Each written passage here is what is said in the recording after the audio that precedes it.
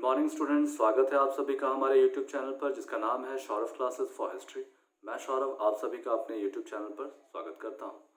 आज मैं BA semester 1 के पेपर 1 जिसका नाम है CC1 जिसका नाम है हिस्ट्री ऑफ इंडिया 1, इससे आज काफ़ी इंपॉर्टेंट विषय है कि सिंधु सभ्यता की धार्मिक जीवन, रिलीजन ऑफ सिंधु सभ्यता, इस विषय पर अब प्रकाश डालूंगा। तो चलिए हम बिना किसी देरी के अपने इस विषय को प्रारंभ करते हैं। सिंधु सभ्यता, जैसा कि आप जानते हैं कि इसका काल लगभग आपका है 2300-2400 ईसा पूर्व से लेकर 1700-1750 ईसा पूर्व के आसपास। तो इस सभ्यता के जो लोग थे वे, इनका जो धार्मिक जीवन था वह मुख्यतः प्रकृति पर आधारित था। इन सिंधु सभ्यता के लोग प्रकृति पूजक थे। यहाँ से सर्वाधिक मातृदेवी की मूर्तियां प्राप्त हुई हैं जो प्रमुख देवी के रूप में पूजा की जाती थी। देवी देवताओं में सर्वोच्च स्थान इन्हीं को प्राप्त था। इनकी मूर्तियां लगभग सभी स्थलों से प्राप्त हुई हैं। इसके पूर्व प्राक सैंधव सभ्यता में भी मातृ देवी पूजक थी।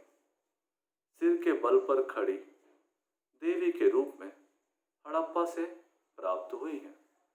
इस मातृदेवी को कुंवारी देवी के रूप में उस काल में पूजा जाता था। जो यहाँ के निवासी इन्हें विभिन्न रूपों में पूजते थे, जैसे माता के रूप में, प्रजनन शक्ति के रूप में, नदी देवी के रूप में, उर्वरा शक्ति के प्रतीक के रूप में। तो विभिन्न रूपों में माँ की पूजा की जाती थी। सैंधव सभ्यता से खुदाई में कोई भी मंदिर, समाधि आदि के अवशेष नहीं मिलते हैं। जॉन मार्शल ने इसे पृथ्वी देवी कहा है। अधिकांश विद्वान मिट्टी की बनी नारी की मूर्तियों की पहचान मातृ देवी की मूर्तियों से करते हैं।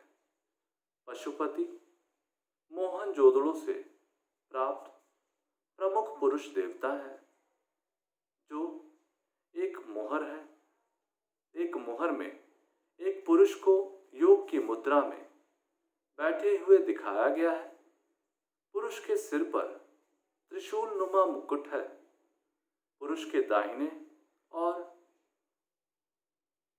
और हाथी और बाघ का चित्रण तथा बाएं और में गेंडा और भैंसे का चित्रण है तथा आसन के नीचे 2 हिरन दिखाई देते हैं। जॉन मार्शल ने इसे पशुपति का नाम दिया है। इन्हें भी विभिन्न रूपों में पूजा की जाती थी। पहला नटराज के रूप में, दूसरा नागपति के रूप में, तीसरा योगी के रूप में। नाग पूजा, मोहरों में एक योगी के सामने एक एक नाग दिखाया गया है। एक अन्य मोहर पर एक पुरुष को नाग की प्रार्थना करते हुए दिखाया गया है। पशु पूजा, पशुओं का बहुतायत से मूर्ति और चित्रण प्राप्त हुई हैं, जिनसे पशु पूजा के साक्ष्य की पुष्टि सैंधव सभ्यता के काल में होती है। कुबड़ वाला साण सर्वाधिक पूजित था। इसके अलावा वृक्ष पूजा में हम देखते हैं कि मोहनजोदड़ो से प्राप्त एक मोहर में 2 स्त्रियों के बीच एक पौधा दिखाया गया है।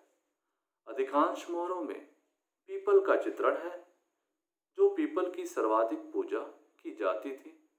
अन्य पूजित वृक्ष में नीम और बबूल वृक्षों की पूजा के प्रमाण दिखाई देते हैं।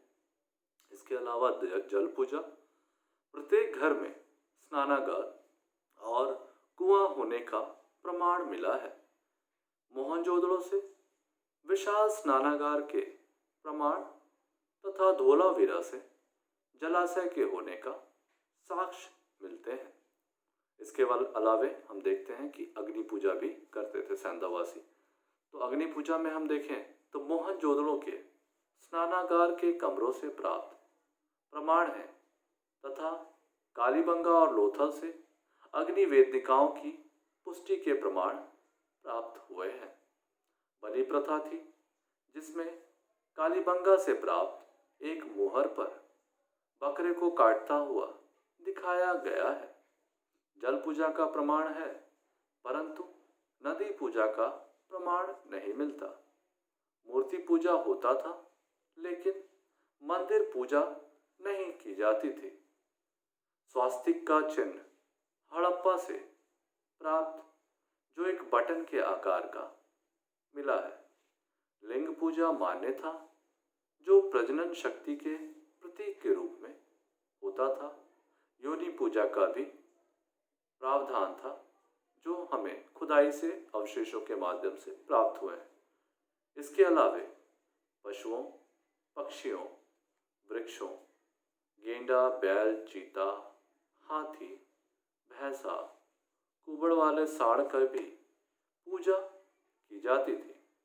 पक्षियों में फाख्ता, जिसको हम कबूतर कहते हैं, को एक पवित्र पक्षी के रूप में पूजा जाता था। सैंधववासी धार्मिक विश्वास में जादू टोने, जंतर मंतर जैसे अंधविश्वासों का भी बोलबाला था, जिसमें पत्थर, हड्डी, तांबे, मृणमणके और अंगूठी बनाकर पहनते थे। इन्हें विश्वास था कि कुप्रभाव से बचने के लिए वे इनका प्रयोग करते थे और इनका भूत प्रेत में भी विश्वास था। इस प्रकार से हमने देखा कि सिंधु सभ्यतावासी के जो धार्मिक जीवन था वह मूलतया प्रकृति पूजक था।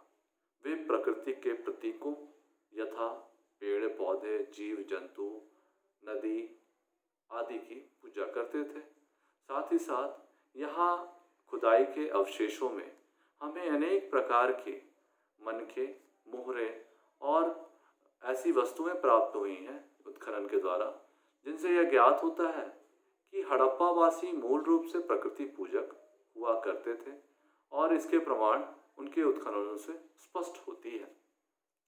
तो कुल मिलाकर हम इस विषय को, सैंधवों की धार्मिक विश्वास को यहाँ समाप्त करेंगे। हम उम्मीद करते हैं कि यह विषय आप अच्छे से समझ गए होंगे। यदि इस विषय से संबंधित कोई सवाल हो तो आप हमें कमेंट में अपने सवाल भेज सकते हैं। हम उसका यथाशीघ्र उत्तर देने का प्रयत्न करेंगे। तो आज के लिए बस इतना ही। हम अगली कक्षा में फिर आपसे मिलेंगे एक नए विषय के साथ। तब तक के लिए